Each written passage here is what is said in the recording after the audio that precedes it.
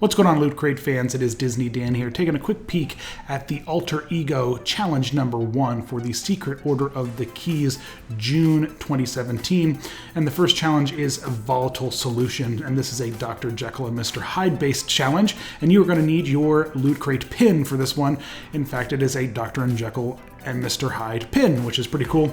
You're also going to need this page from your Secret Order of the Keys pamphlet, and this PDF you can download from the Secret Order of the Keys website.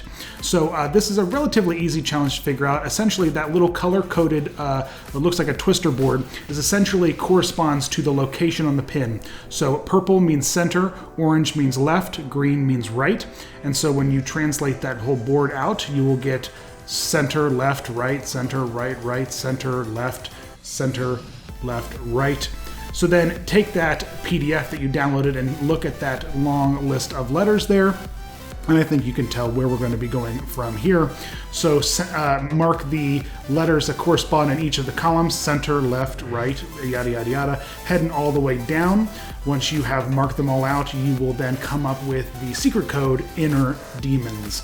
So that is the code for the first challenge, Inner Demons. So head over to the Loot Crate website and pop that in there, and then you will have unlocked the first badge of 6 for the Alter Ego Challenge. You can see there it's got a little test tube. As always, thanks so much for watching. Check back soon for some other Secret Order of the Keys videos, and please subscribe if you have not already. You rock.